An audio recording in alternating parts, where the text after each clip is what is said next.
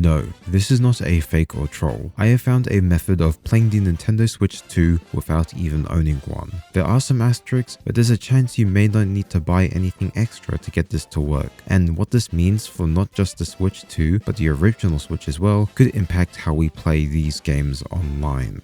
So how does this work? How is this even possible? Well, the truth is, it's been possible for the last few years, but to my knowledge, no one else pieced it together like this. Let's start with the problem and goal. I want to play the new Mario Kart, but I do not have a Nintendo Switch 2 or the game, but my friend does. We went to the midnight launch together, so me being a little jelly, I wanted to find a way to play the game, and I had an idea. If I could find a way to control a Nintendo Switch through a device like a PC or phone, I could probably find a method for me to remote control that device wirelessly across the internet. Then all I would need is a screen share, and then I could play the game from the comfort of my own home. So with a bit of research, I found this app called Joy-Con Void. It was exactly what I was looking for, a Nintendo Switch controller emulator that could use an Android phone to pretend to be a Nintendo Switch controller. Now all of this was before the Switch 2 even launched, so I didn't know this method could even work, because I mean there's probably some big changes to how controllers connect, and I wasn't really super hopeful that this would even work. So after the midnight release, I went home empty-handed, but I did lend my Elgato HD60S to my friend to just capture some gameplay and even stream it over Discord so I could at least feel a bit of the experience. Later that night, I bring up the idea of the app and to see if it works. So my friend installs the app, follows the instructions, and it doesn't work. No connection. Plus, there aren't many, if any, methods to host a service like Parsec on Android. If you haven't heard of it, I'll explain it a bit later.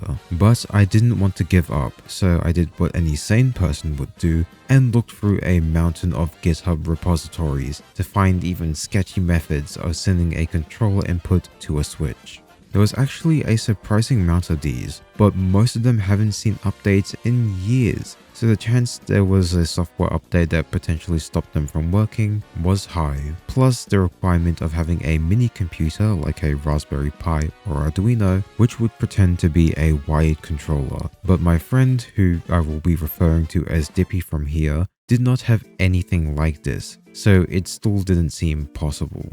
Until he found something. This is NXBT. Control your Nintendo Switch through a website, terminal, or macro. This was exactly what we're looking for. A method that used Bluetooth to control a Nintendo Switch. But yet again, this project hasn't been updated in over 2 years. Plus the last stable release was all the way back in 2021. The chances were low, but we had to try. It seemed to be pretty native to Linux, and Dippy's laptop was running Linux, so we tried that first. He booted it up, and a breakthrough has been made. The controller connected. We could see it with our very eyes. This was it. It was short-lived. As soon as we tried to leave the change script menu, it immediately disconnected. We looked into this, and this was probably because of the Bluetooth that was being used. It was on a Intel chip and it wasn't the best. You see, the Nintendo Switch uses a lower Bluetooth connection rate on this screen compared to the rest of the system. So the hope was there. The next attempt, we tried to install it on a virtual machine on his Windows PC. But that also didn't work because he had an internal PCIe Bluetooth card, which we didn't know if it could work, but it most likely won't. But there's a chance that if you use a USB Bluetooth adapter, this method would work, but we didn't want to buy one of those. Next attempt, we booted up on a laptop he had, which also had Linux, but it had a Broadcom Bluetooth chip instead. So after some troubleshooting and installing, we booted it up and it was the moment of truth. It worked. He was able to control his Nintendo Switch 2 through a laptop. This moment was magical. I mean, this is a 2 to 4 year old piece of unmaintained software, and it's able to work as a Nintendo Switch 2 controller. But we still weren't done.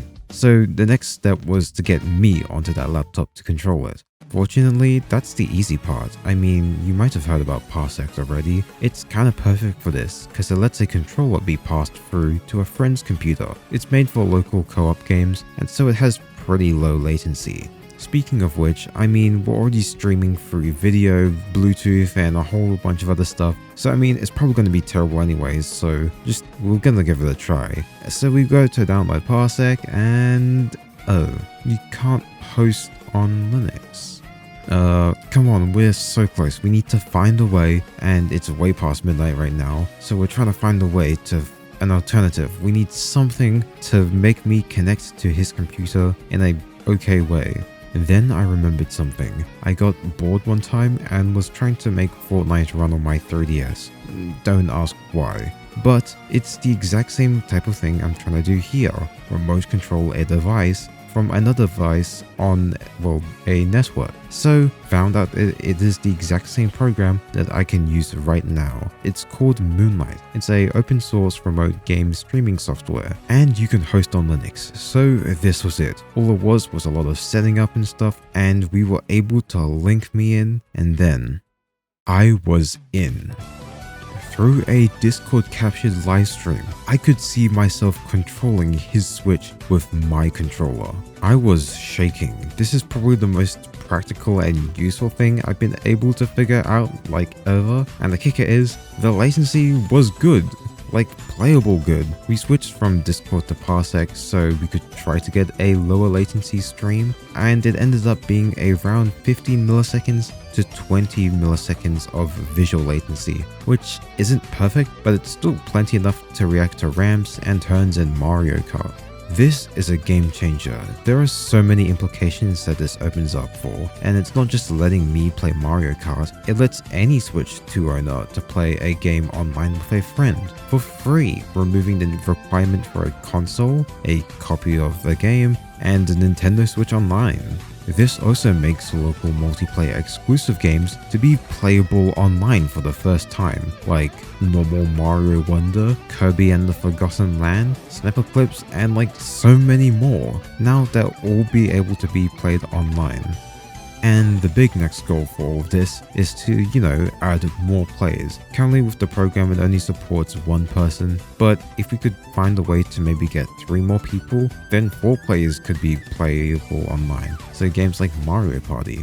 So I'm using this video as a calling card. If you are a developer who is interested, maybe looking into this and finding a way to package something like Moonlight, NXBT, or the Arduino support stuff with maybe a simple viewer for a capture card or camera into a single package program, or at least a cut down method compared to all of this, and make it so the only hardware requirements would be maybe a Bluetooth adapter and a capture card, this could change the Nintendo Switch forever. I'm going to do a short recap of everything we used in this video so you might be able to recreate it for yourself. You probably need a good Bluetooth chip on a device that's running Linux, or a external USB adapter. You need Moonlight so you can stream over the inputs, Sunshine for hosting Moonlight, NXBT to connect the controller inputs to your Switch, a camera or capture card to get those visuals, and then maybe use Discord or Parsec to stream over those visuals. Parsec's probably lower latency, but they use similar tech, so there's not much of a difference.